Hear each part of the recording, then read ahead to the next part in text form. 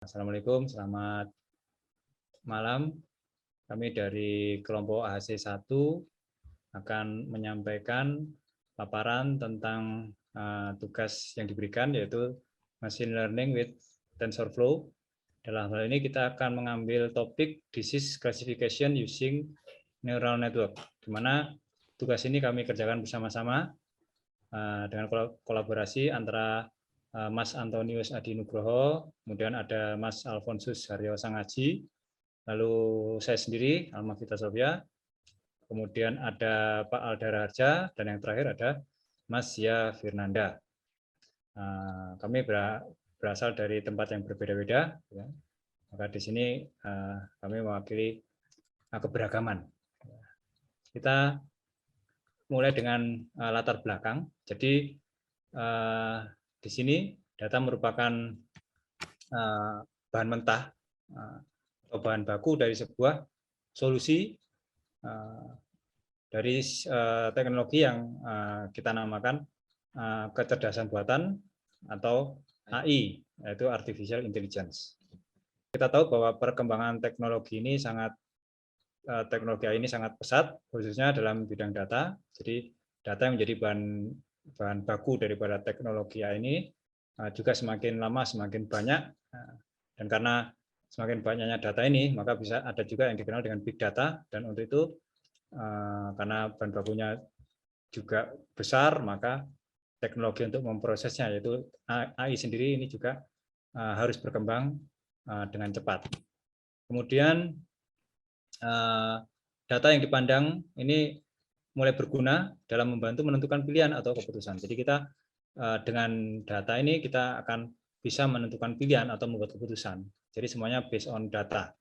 Beberapa tahun terakhir ini perkembangan teknologi mempercepat proses terjadinya inovasi di berbagai lini, termasuk inovasi teknologi di bidang kesehatan.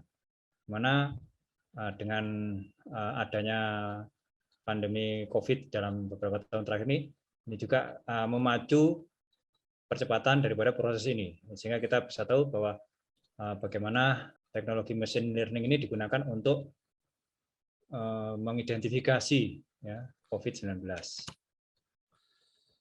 Nah, salah satu platform yang banyak memiliki peminat dari perkembangan teknologi kesehatan masa depan ini adalah kecerdasan buatan tadi atau Artificial Intelligence. Artinya kita di sini akan mencoba menyelesaikan masalah yang terkait dengan kesehatan ya, dengan menggunakan teknologi ya, kecerdasan buatan ini.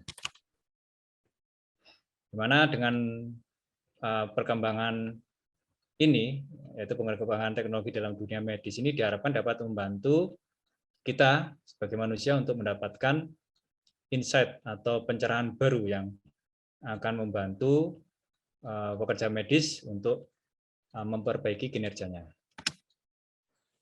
Baik, kita masuk ke relasi dataset. Jadi ada 4 dataset yang kita gunakan. Yang pertama adalah dataset.cv itu sendiri. Dalam hal ini semua 4 data ini berbentuk comma separated value. Yang pertama adalah dataset, di mana dataset ini mengandung fitur-fitur yaitu atau kolom-kolom atau variabel yaitu disease, kemudian ada variabel simptom juga, di mana variabel simptom ini ada 17 simptom. Ya, jadi totalnya ada sekitar 18 kolom. Kemudian dataset CSV ini terhubung dengan deskripsi. Jadi masing-masing disease itu punya deskripsi. Nah, nanti ketika diharapkan nanti ketika terjadi proses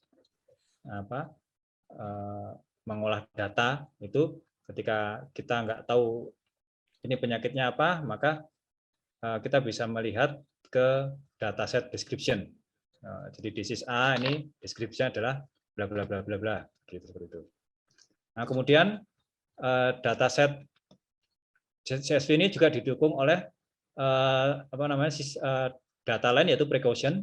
Ya, kalau filenya yaitu symptom precaution.csv, di mana dalam precaution ini menyimpan ada sekitar 4 precaution atau penanganan penyakit.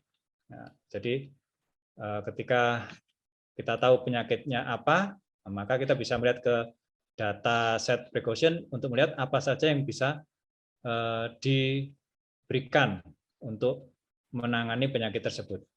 Dan yang terakhir adalah data set severity. Maka di dalam data set severity ini masing-masing simptom itu mempunyai bobot.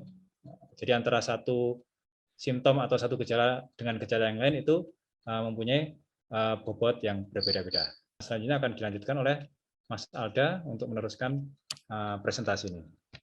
Ya, terima kasih kesempatannya yang telah diberikan Pak Alma pada saya. Baik, selanjutnya adalah mengenai data preparation. Jadi pasti dalam sebuah data science atau analis yang harus dilakukan pertama kali adalah setelah mempunyai dataset yang dibutuhkan, kemudian yang paling utama adalah melakukan cleaning. Nah, menurut Figure 8 Survey di tahun 2016, memang proses cleaning dan organizing data itu memang porsi yang paling besar dilakukan bagi seorang data scientist ya. Jadi memang karena cleaning dan organizing data ini merupakan proses yang sangat penting untuk mendapatkan model yang ya bisa dikatakan memang sesuai dengan apa yang dengan tujuan atau dengan hal yang diinginkan dari pihak si pengguna nantinya. Jadi seperti itu. Jadi di sini setelah melakukan data cleaning, kita melakukan step selanjutnya itu melakukan pre-processing, kemudian training data yang setelah kita anggap clean tadi, kemudian kita lakukan testing dengan model yang sudah ditentukan oleh tim di sini. Jadi di dalam proses cleaning data tadi ada risk dan isu management plan. Jadi dalam pengendalian rencana dan melakukan sebuah analisa itu ada beberapa data yang tidak ada bobotnya seperti itu. Kemudian ada salah penamaan atau juga ada terjadi redundant data yang dimana hal ini dilakukan berkali-kali sehingga memiliki bobot yang ganda. Kemudian juga kemunculan data duplikasi pada dataset. Jadi variasi kasus setiap penyakit dalam dataset sedikit. Ini ada kemudian data pada dataset terdapat 4.920 dan variasi data hanya sekitar 304 row. Kemudian komparasi yang dilakukan yaitu yang pertama adalah fitur yang akan digunakan, kemudian melakukan preprocessing lagi, dan kemudian adalah membentuk sebuah arsitektur neural network yang sudah dimodelkan oleh tim dan akan dijelaskan lebih detail lagi oleh Mas Alphonse setelah ini. Jadi selanjutnya akan dijelaskan lebih detail lagi oleh Mas Alphonse. Silakan Mas Alphonse. Ya, terima kasih Pak Alda. Baik. Untuk komparasi yang pertama di sini kami melakukan hanya mengambil satu dataset yaitu dataset.csv untuk membuat model. Nah, di mana di dalam dataset.csv ini terdapat disease atau penyakit yang punya gejala-gejala masing-masing. Nah, setiap gejala itu akan dibuat one hot yang dapat dilihat seperti pada gambar ini. Nah, itu untuk fitur extraction. Kemudian dalam pembagian split data itu data dibagi 90%, untuk nantinya akan dibagi ke dalam di 90%-nya itu akan dibagi 90% train dan 10% untuk val. Nah, kemudian sisanya itu tes. Nah, di sini dapat dilihat jumlah data yang data train, data validation, dan data test. Nah, kemudian di sini digunakan 4 layer ya, di mana ada layer input, kemudian dense layer, kemudian dropout, dan yang terakhir itu output ya. Di sini outputnya itu 41, di mana jumlah dari penyakitnya itu. Nah, dari hasil validasi dulu didapat validasi akurasi yang baik, di mana 100% ya. Di sini dapat dilihat grafiknya mulai dari epoch pertama sampai 10. Kemudian dari hasil itu di sini dapat dilihat hasil tes data juga diuji dengan data tes. Di sini cukup bagus sekali ya. Di sini semuanya melakukan prediksi yang dengan sempurna. Baik, kemudian dilanjutkan dengan hasil deploy, di mana model itu di-save dulu dengan H5, kemudian di sini menginputkan data-data gejala-gejala penyakit yang dialami, kemudian didapatkan hasilnya. Nah, seperti itu. Nah, ini untuk percobaan yang pertama. Kemudian yang kedua akan dilanjutkan dengan Pak Tony. Silakan, Pak. Terima kasih, Mas Alfon. Saya akan melanjutkan yang percobaan kedua.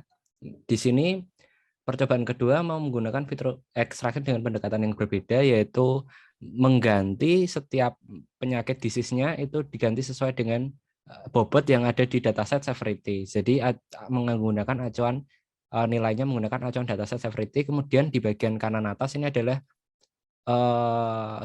di sini kami melakukan fitur selection, melihat korelasinya di sini dari 17 symptoms yang pada akhirnya kita membuang beberapa sistem yang ada di depan karena dirasa tidak cukup signifikan melalui plot tersebut. Kemudian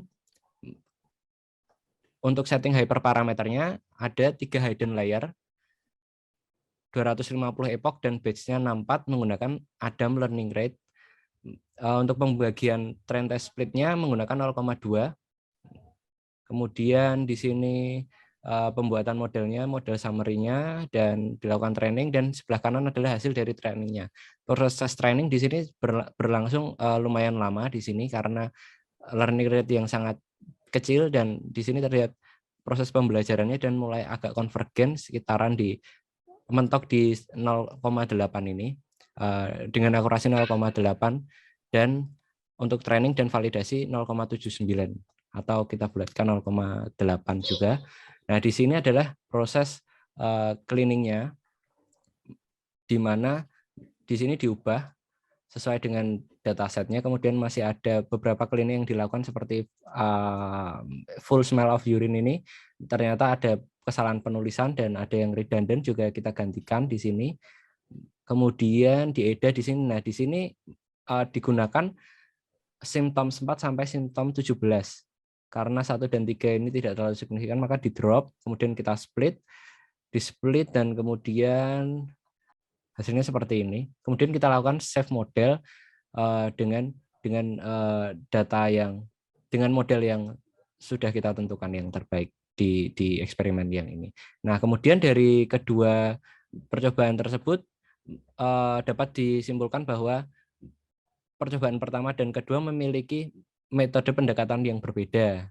Namun pada akhirnya juga